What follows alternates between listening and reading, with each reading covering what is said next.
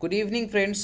तो चलिए हम लोग आज हॉर्टिकल्चर का एक इम्पोर्टेंट सा टॉपिक को डिस्कस करते हैं, जो है आपका अनफ्रूटफुलनेस।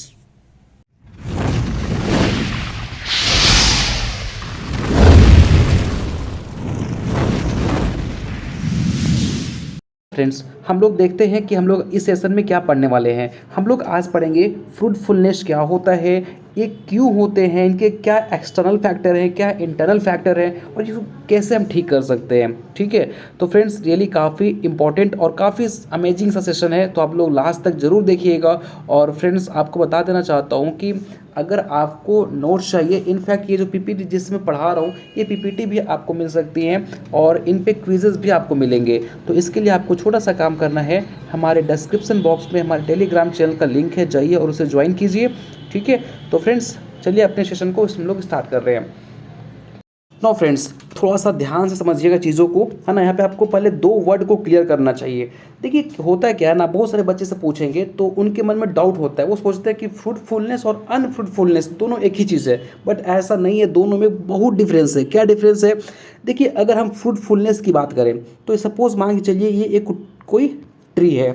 ठीक है, अब इस ट्री में क्या हो रहे हैं, प्रॉपर टाइम पे फ्लावरिंग हो रहा है, प्रॉपर टाइम पे इसमें फ्रूटिंग भी हो रहे हैं, और ये फ्रूट्स आपके मैच्योर भी हो रहे हैं। मतलब ये प्लांट कैपेबल है फ्रूटिंग करने के लिए, है ना, और उस फ्रूट्स को मैच्योरिटी लेवल तक ले जाने के लिए, है ना। अब बहुत सारे बच्चे बोलेंगे सर आप तो फ्लावरिंग नहीं बोले। अरे भाई फ्लावर बनेंगे तभी तो फ्रूट्स बनेंगे, अगर फ्लावर ही नहीं आएगा तो फ्रूट्स बनेंगे क्या? नहीं बनेंगे, है ना।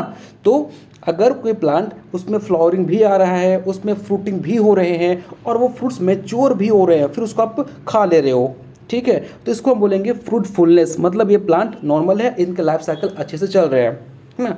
अब अनफ्रूटफुलनेस की बात करेंगे तो आप दिमाग लगा लिए होंगे कि सर हाँ ये तो जस्ट इसका उल्टा होगा, या आपको ये जस्ट फ्रूटफुलनेस का अपोजिट होता है। यहाँ पे क्या होता है, देखिए अब मैं अगर आपसे पूछूं कि बताओ मेरे को अनफ्रूटफुलनेस क्या होता है, तो आप बहुत 90% बच्चे यही बोलेंगे कि सर प्लांट का जो है वो उसके पास एबिलिटी नहीं होता है कि वो फ्लावरिंग कर सके और वो फ्रूटिंग कर सके, तो इसको हम बोलते हैं अनफ्रूटफुलनेस। या ऑफकोर्स आप सही बोल रहे हो, लेकिन डेफिनेशन कंप्लीट सही नहीं है। ठीक है, तो अब इनका कंप्लीट डेफिनेशन सही क्या है आप जान लीजिए थोड़ा ध्यान से।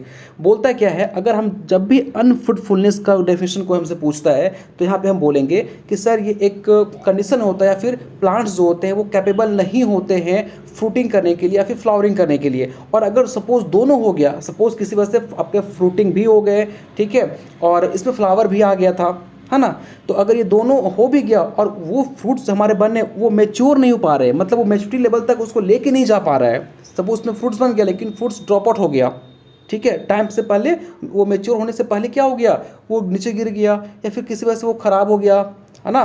प्लांट्स मतलब आपको मैच्योरिटी फुल नहीं दे या फ्रूट्स नहीं दे पा रहा है, तो उसको हम क्या बोलेंगे, अनफ्रूटफुलनेस। तो अनफ्रूटफुलनेस का मतलब केवल ये नहीं है कि कोई प्लांट्स कैपेबल नहीं है फ्लावरिंग करने के लिए या फिर फ्रूटिंग करने के लिए, बल्कि अगर वो कर भी लेते हैं तो और उसको वो नहीं ले जा पा रहे हैं उसके मैच्योरिटी लेवल तक, तो फिर हम क्या बोलेंगे, उसको अनफ्रूटफुलनेस ही बोलेंगे। और अगर वो ले जा पा रहा है दैट मीन्स फिर वो क्या है, फ्रूटफुलनेस है। समझ में आया? नो फ्रेंड्स, हम लोग अब बात करते हैं कॉजेज ऑफ अनफ्रूटफुलनेस। अनफ्रूटफुलनेस का क्या क्या कॉजेज हो सकते हैं, तो इनके दो मेजर कॉजेज हो सकते हैं, चाहे वो आपका इंटरनल फैक्टर हो, चाहे वो आपका एक्सटर्नल फैक्टर हो सकता है। ठीक है, हम लोग एक एक फैक्टर को डिटेल में समझते हैं। नो देखिए, सबसे पहले आता है आपका एक्सटर्नल फैक्टर। एक्सटर्नल फैक्टर में क्या क्या हो सकता है फ्रेंड्स, आप सोच दिमाग लगाओ, या आप लिखा हुआ पढ़ लीजिएगा, लेकिन थोड़ा सा आप खुद के माइंड से सोचो कि भाई कई बार ये आप गांव में भी देखे होंगे कि कई बार क्या होता है कि एक्सट्रीम हाई टेम्परेचर हो गया तो उसकी वजह से भी क्या हो पाता है, उसमें फ्लावर नहीं आ पाते। कई बार आप देखे होंगे कि बहुत फ्लावर तो अच्छा खासा लगा, लेकिन बहुत तेज़ हवा आई और वो सारे फ्लावर झड़ गए, तो उसमें सही से फ्रूटिंग नहीं हो पाया। क्यों? क्योंकि फ्लावर झड़ गए सारे। कई बार आपने देखा होगा कि बर्फ़ गिर गया तो वो भी उसको अफेक्ट करता है कि नहीं करता है। ये सारे क्या है, इनके एक्सटर्नल फैक्टर हैं। ठीक है, उनमें भी क्या है, वो इन्वायरमेंटल फैक्टर है।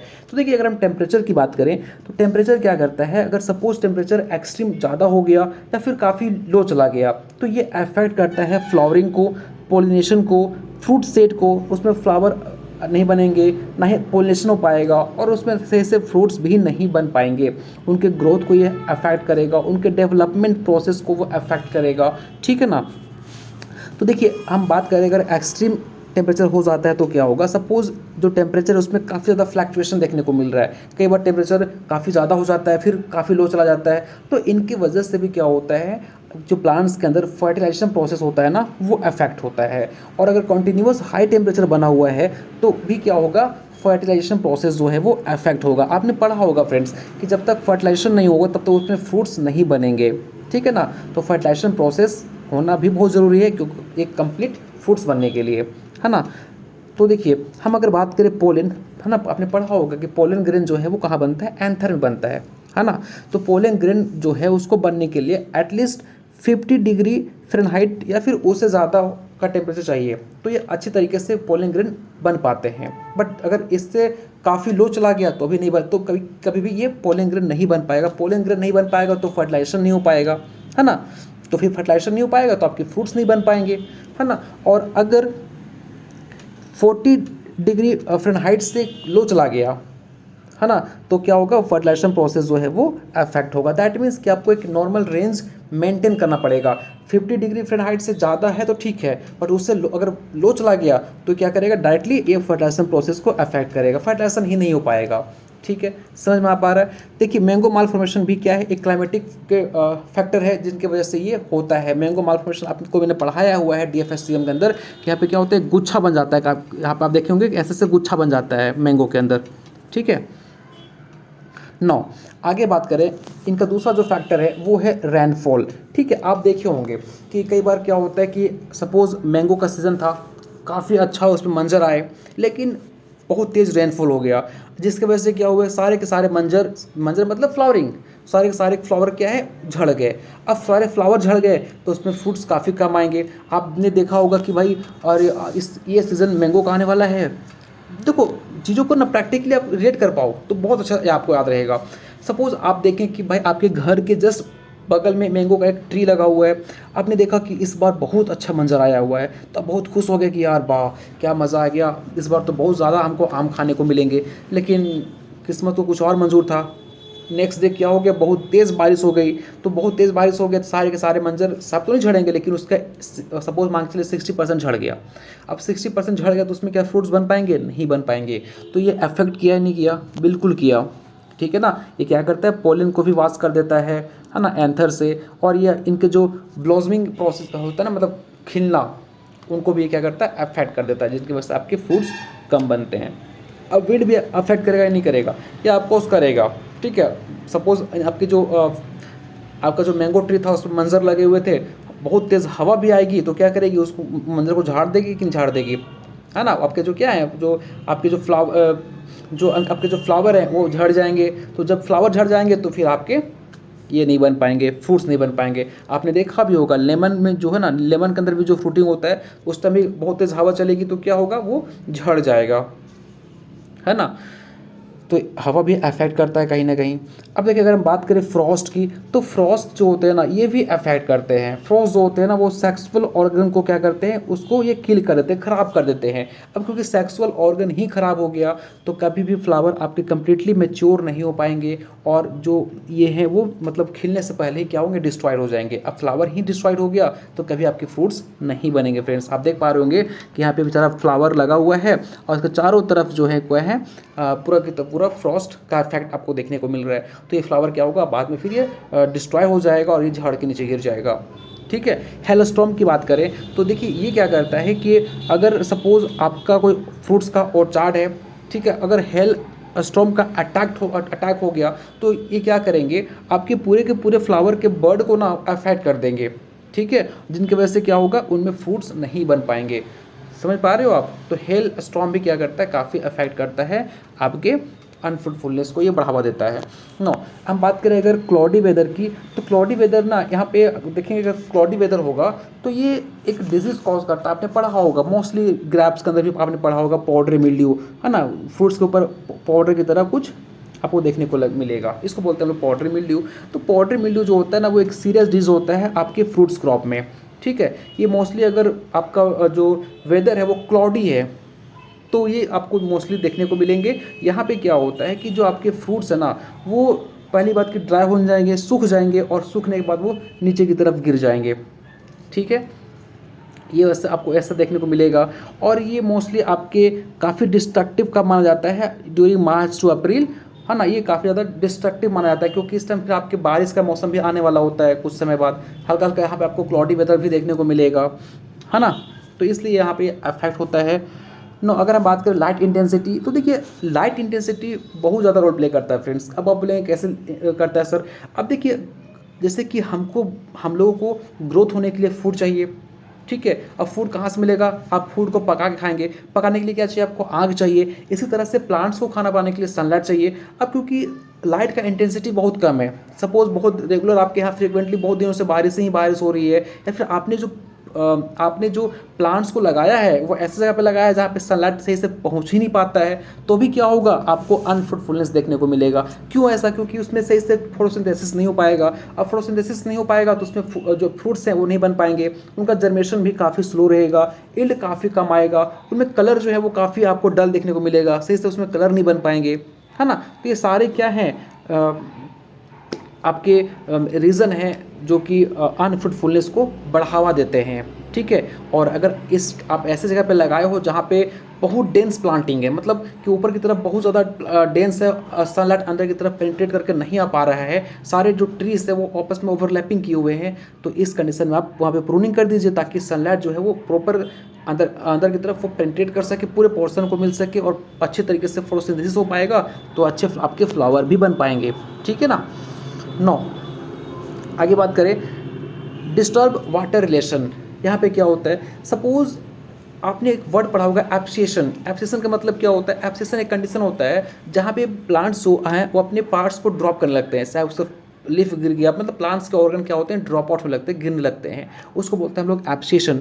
तो देखिए एब्सेशन कब कॉज होता है, सपोज कि जो आप फ्रूट का प्रोडक्शन कर रहे थे, ठीक है, उसमें आपने क्या किया कि जो वाटर सप्लाई है वो आप जो उसका वाटर रिक्वायरमेंट है, उनके आप जितना वाटर रिक्वायरमेंट था उतना आपने उसको सप्लाई कर रहा था, तो बेटर वो ग्रो कर रहा था। लेकिन कई बार क्या होता है कि जो मॉइस्चर का काफ़ी डेफिशिएंसी हो गया, मॉइस्चर काफ़ी डेफिसिट हो गया, मतलब मॉइस्चर काफ़ी कम हो गया, तो उसकी वजह से भी क्या होता है, ये एब्सेशन कॉज करते हैं और वहाँ पे एब्सेशन लेयर बनेगा और ये फिर क्या करेंगे, उनके लीव्स को, फ्रूट्स को, चाहे वो सही से खिल नहीं पाएगा, मतलब वो प्रॉपर खिल नहीं पाएंगे और फिर वो क्या होंगे, आपके ड्रॉप हो जाएंगे, नीचे की तरफ गिरने लगेंगे। तो ये भी क्या करता है, अनफ्रूटफुलनेस को बढ़ावा देता है। समझ में आ रहे हो। तो आपको प्रॉपर मॉइस्चर लेवल को भी मेंटेन करना पड़ेगा। मॉइस्चर आपका डिस्टर्ब हुआ तो वो क्या करेगा, एब्सेशन लेयर को कॉज कर देगा और एब्सेशन लेयर फिर फर्दर क्या होंगे, आपके ये सब झड़ने लगेंगे, लीफ, फ्रूट्स वगैरह, ठीक है। समझ रहे हो आप चीज़ों को।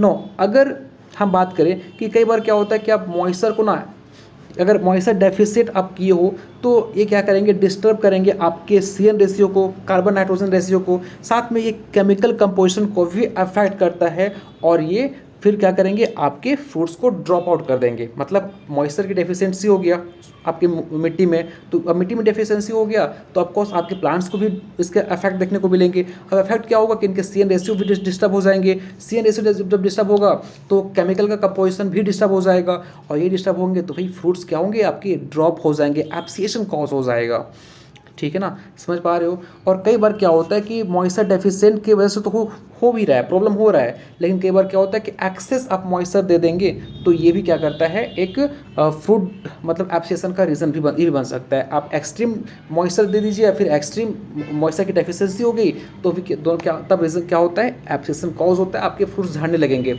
इसलिए आपको प्रॉपर मॉइस्चर लेवल मेंटेन करके चलना पड़ेगा, ठीक है। तो कभी भी आप देखेंगे कि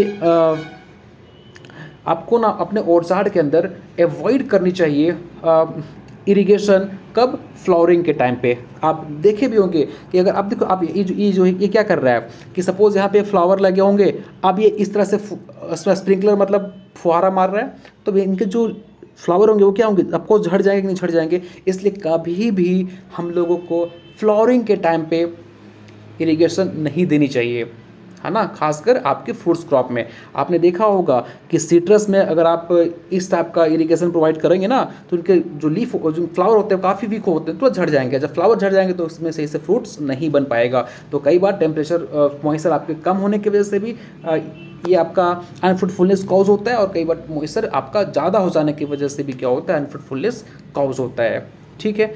नो, आगे बात करते हैं हम लोग न्यूट्रिएंट सप्लाई। ठीक है, न्यूट्रिएंट सप्लाई की बात करें तो सपोज आपने क्या किया, एक्सेस न्यूट्रिएंट प्रोवाइड कर दिया। ठीक है, आपने क्या किया, एक्सेस न्यूट्रिएंट प्रोवाइड कर दिया, चाहे वो मैन्योर हो चाहे वो फर्टिलाइजर हो, आपने एक्सेस दे दिया। तो एक्सेस देंगे तो भाई ये तो भाई ग्रोथ को बहुत तेज़ी से बढ़ा देगा। आपके जो फ्रूट्स हैं या फिर जो आपके प्लांट्स रहे होंगे, इनके ग्रोथ को काफ़ी तेज़ी से बढ़ा देगा, लेकिन अफेक्ट करेगा इनके फ्लावरिंग को, उनके फ्रूट्स को। समझ पा रहे हो आप? तो आपको न्यूट्रिएंट भी उतना ही देना है जितना इनकी रिक्वायरमेंट होती है, एक्सेस आपको कभी नहीं देना है। ठीक है, आप ये एग्जांपल आप पढ़ लीजिएगा, काफ़ी इंपॉर्टेंट एग्जांपल है आपके, है ना। नो, अगर बात करें लोकेलिटी, तो देखिए लोकेलिटी की अगर हम बात करें तो कई बार क्या होता है ना कि इन्वायरमेंटल, मतलब वहाँ का जिस लोकेशन का फ्रूट्स है तो वो उस लोकेशन में अपने से देखे होगा, कई बार आपने देखा होगा कि कुछ ऐसे फ्रूट्स होते हैं जो कि आपको उस स्पेसिफिक लोकेशन पे ही मिलेंगे। ठीक है, ऐसा क्यों? क्योंकि वो लोकेशन उस फ्रूट्स के लिए सूटेबल है। आप दूसरी जगह पे ले जाओगे तो सही से ग्रो नहीं कर पाएगा। जैसे कि आप एग्जांपल लेके चलिए इनका, क्योंकि ये आपके अमेरिका मतलब आउट ऑफ इंडिया का एग्जांपल है, इसको आप एक बार पढ़ लेना, लेकिन एग्जांपल आप ये याद रखना कि साउथ इंडिया की बात करें तो यहाँ पे एक वैरायटी है नीलम और आपका बेनिशम। ठीक है, बेनिशम एक, ये दो वैरायटी है मैंगो की। ठीक है, ये दोनों अच्छे ग्रो नहीं कर पाते, कहाँ पे? नॉर्थ इंडिया में। ठीक है, ये साउथ इंडिया में बहुत अच्छे ग्रो कर पाते हैं, लेकिन ये मैंगो की वैरायटी जो है वो नॉर्थ इंडिया में सही से ग्रो नहीं कर पाता। क्यों? क्योंकि यहाँ का टेम्परेचर, यहाँ का वेदर, यहाँ की क्लाइमेट अलग होगी as compare to south India. ठीक है, तो लोकेशन भी बहुत मैटर करता है अनफ्रूटफुलनेस में। मतलब ये जो वैरायटी है इसको आप यहाँ पे कल्टीवेट कर रहे हो साउथ इंडिया में, तो यहाँ पे अच्छे इनके मंजर आएंगे, इसमें अच्छे फ्लावरिंग होंगे, इनमें अच्छे फ्रूटिंग आएंगे। लेकिन इसको जब आप जैसे ले आते हो नॉर्थ इंडिया में, तो क्योंकि क्लाइमेट ऐसा नहीं है, उनका लोकेशन आपने चेंज कर दिया, तो यहाँ पे इनको अडेप्ट होने में काफ़ी टाइम लगेगा और यहाँ पे सही से इनके फ्लावर नहीं आ पाएंगे, फ्रूट्स नहीं हो पाएंगे। तो ये भी एक रीज़न हो सकता है अनफ्रूटफुलनेस का। ठीक है, नेक्स्ट आता है आपका सीजनल इन्फ्लुएंस। ठीक है, कई बार आप देखेंगे कि सीजनल इन्फ्लुएंस भी जो होते हैं वो अफेक्ट करते हैं। सपोज जिसमें आपको बताया ना कि विंड और रेनफॉल क्या है, it's a part of seasonal influence. Suppose मान के चलिए कि जो आपका मैंगो का ट्री लगा हुआ था घर के बाहर, तो आप देखिए मोस्टली मैंगो क्या होता है आपके गर्मी सीजन के अप्रॉक्स में इनमें मंजर आते हैं। ठीक है, इनमें थोड़ा सा फ्रूट्स भी आना स्टार्ट हो जाता है लास्ट, मतलब जैसे कि आप देखेंगे कि बारिश के मौसम आने से पहले तक ये क्या होते हैं, बड़े बड़े साइज़ के हो जाते हैं। फिर आपका बारिश का मौसम इनको डिस्टर्ब नहीं कर सकता, अनफ्रूटफुलनेस कॉज नहीं कर सकता। कब? जब ये प्रॉपर टाइम पे हो तो, है ना। तो देखो जो भी कुदरत बनाता है ना फ्रेंड्स, वो सब कुछ सोच समझ के बनाता है। कितना अच्छा देखिए मैंगो का ट्री है, उसमें देखेंगे कि अब अभी का सीज़न जो है वो उसमें मंजर आना स्टार्ट हो जाएगा। ठीक है, कुछ समय के बाद उसमें फ्लावर फ्रूट्स बनना स्टार्ट हो जाएंगे। जैसे फ्रूट का साइज़ बड़े हो जाएंगे तो बड़े बड़े होते होते ये पहुँच जाएगा आपका रेनी सीजन में। ठीक है, उस टाइम फिर इनमें कोई भी अफेक्शन नहीं होगा, कोई भी आपका जो फ्रूट्स है वो ख़राब नहीं हो पाएंगे, प्रॉपर वो वहाँ पे लटके रहेंगे, उनका जो स्ट्रेंथ होता है वो काफ़ी मजबूत हो जाता है। लेकिन अगर सपोज़ कि अभी बारिश हो गया, अभी तो भाई बारिश का मौसम है नहीं, लेकिन बारिश हो गया तो क्या होगा, वो अफेक्ट करेगा ही नहीं करेगा, आपके फ्रूट जो फ्लावर लगे हुए हैं वो झड़ जाएंगे। ठीक है, क्यों? क्योंकि सीजनल में फ्लक्चुएशन आ गया, है ना। तो सीजनल भी क्या करते हैं, इन्फ्लुएंस कर देते हैं कई बार ये अनफ्रूटफुलनेस को। समझ में आ गया? नो।